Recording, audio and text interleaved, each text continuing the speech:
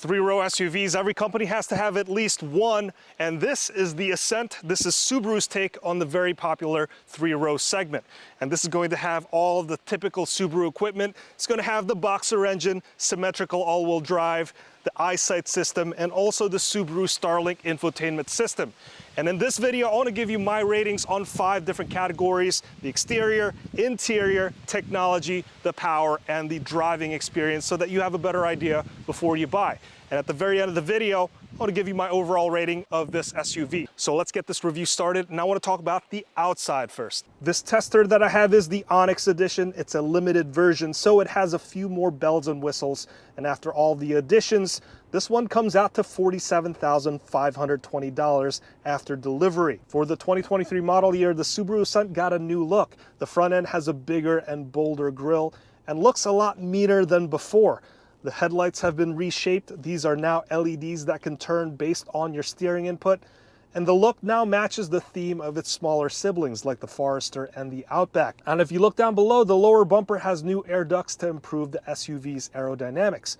This being the Onyx Edition, you'll have blacked out exterior trim like this horizontal bar across the grille, the side view mirror caps, and also on the rocker panels. And as for the wheels, this Onyx Edition is going to have the 20-inch black finish wheels. Out back, the 2023 Ascent gets a new C-shaped taillights, again matching the design of the other Subaru SUVs. The rest of the exterior is pretty much the same as before. You'll find the raised roof rails, the fog lights, and the same character lines and general profile. Overall, this has a large presence, and the updated mean looks should be able to put up a fight with the other mean-looking new three-row SUVs that seems to have all been facelifted for this 2023 model year. So I'll give the exterior of the Subaru Ascent a rating of 7 out of 10.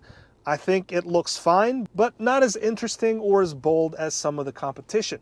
Let me know if you think I'm wrong. Inside, the big change here for the 2023 model year is this 11.6-inch tablet-size infotainment system. I'll go into more detail about this in the tech section, but I'll just say that the interior now looks pretty much like every other Subaru except for the Solterra and the BRZ. Speaking of which, if you want to see my review of the Toyota version of the Solterra and the BRZ, check out the links down below. This Onyx Edition gets special interior standard equipment to help set this one apart. This one gets the StarTex water repellent seats. I think it looks like a mixture of rubber and fake leather. I think it looks and feels nice, but not as good as real leather, but definitely a step up over cloth interiors. For this Onyx, you'll get the unique green contrast stitching on the seats and everywhere else. The floor mats have an interesting pattern to them, and it's bordered by the same green color. Meanwhile, the steering wheel has plenty of physical buttons, paddle shifters to control the CVT, and since this is the limited version, it also comes with a heated steering wheel. These seats are heated as well, and if you want to get ventilated seats, you're going to have to go with the top touring trim. And to turn those features on, you're going to have to use this screen. And most of the climate control features are going to be on this screen as well, except for the quick access buttons like the temperature and the front defroster and rear defroster buttons. When it comes to the second row, this Ascent is a 7-passenger version, so it comes with the captain's chairs. Now, if you want an 8-passenger or second row bench style seating, the base, the premium, or the limited trims will have those options. And this one being an Onyx limited version, these captain's chairs are also heated. The controls for the heated seats and the climate are on the center console, and if you need cup holders, they're in the center console as well. And I like how it stows away when you don't need it, giving you more walking space to move between the second and the third rows. Seating is also comfortable in the second row captain's chairs, plenty of legroom and headroom. There's also a built-in sunshade, and the view looks pretty good with the very clear panoramic moonroof. As for the third row, legroom is snug but usable at 31.7 inches, and the headroom is not too bad at 36.2 inches. You definitely want to save this space for smaller adults or kids, just like most three-row SUVs of this size. Now, when it comes to the cargo space, there's 17.8 cubic feet behind the third row. Fold the third row down and you'll find 42.1 cubic feet of space.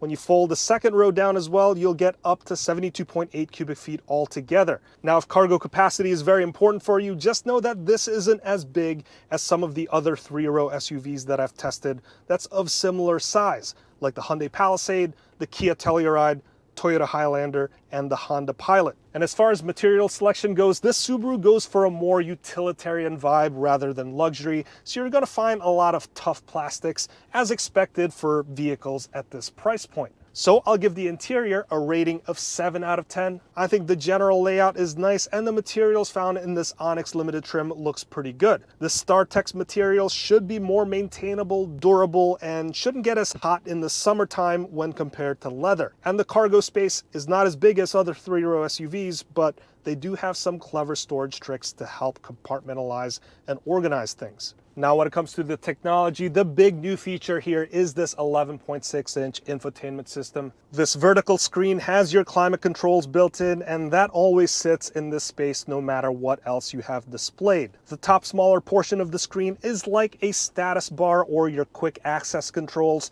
so your music information, weather, or your X-Mode drive controls would pop up there. And then the middle center squarish portion is your main display. This comes with wireless Apple CarPlay and wireless Android Auto, and those user interfaces will take over that section of the screen. This car also has a built-in Wi-Fi hotspot, and the general performance of the native infotainment system is good. And you can also add shortcuts if you need to, and you can customize where you want to place your favorite menu app items, just like your smartphone. Some of the nice additions in this Onyx Limited trim is the Harman Kardon surround sound speaker system, and it also comes with a nice Cabin Connect feature, and that will basically project the voices from the people in the front row. This way, you don't have to yell at your kids in the third row. They'll be able to hear pretty well. As for the instrument cluster, there's no fully digital instrument clusters on the Subarus just yet.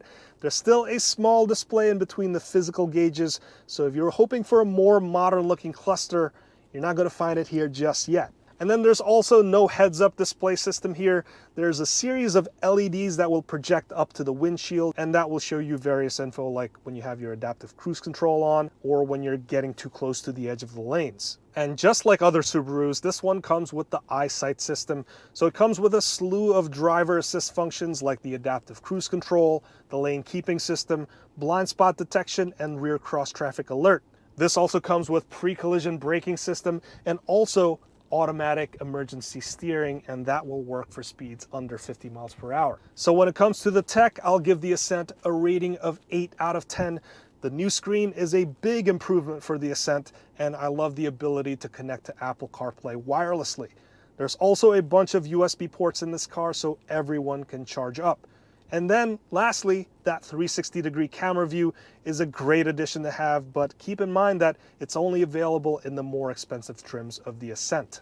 Now, when it comes to the power, the Subaru is powered by a 2.4-liter turbocharged Boxer 4-cylinder engine, and it makes 260 horsepower and 277 pound-feet of torque. This is a pretty impressive engine for the smaller WRX, but it's just fine for this bigger and heavier Subaru Ascent. 0 to 60 miles per hour is somewhere in the 7-second range. It's not slow, and it's going to be good enough for your commutes and weekend trips. The engine has a CVT attached to it, and I actually like the way this operates. It's smooth, there's no shift shocks, and it should be fairly efficient. You should be able to get 19 miles in the city and 25 miles on the highway, and about 20 miles per gallon combined. The fuel efficiency is pretty much on par with other 3-row SUVs with V6 engines, and even though this is a turbocharged engine, you could still use 87 octane or regular grade fuel for the Subaru Ascent. So for power, I'll give this a rating of 7 out of 10. Very average power and fuel efficiency, and I think it's going to be just enough for whatever you throw at it. Now let's talk about the driving experience, and I want to start with the ride quality. The ride is the best part of this SUV. It's very smooth and comfortable. The road and wind noise is minimized, and it gives it a very luxury SUV-like feel. That is at steady state speeds. This having a CVT, it's going to have the normal sound characteristics of engines with CVTs. When you mash the accelerator to the floor, the engine will sound like it's working overtime. That's just pretty typical of this, but under normal acceleration, it's not very noticeable.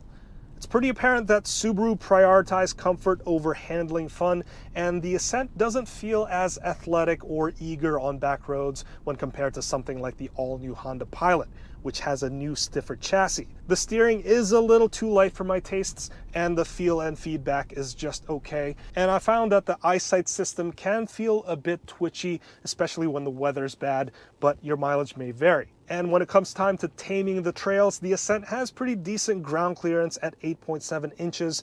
That's a tad more than the competition by 1/4 of an inch.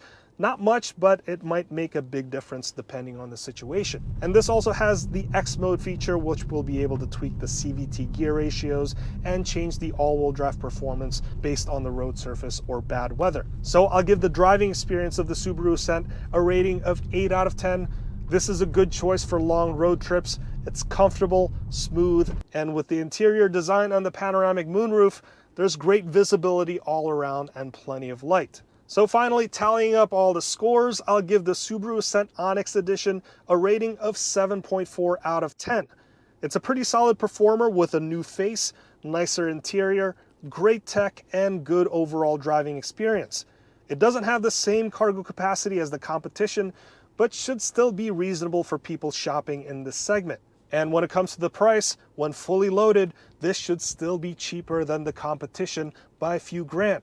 So let me know your thoughts in the comments below. If you've learned something from this video, please consider hitting that like, subscribe, and that notification bell so that you can be notified the next time I make a new video.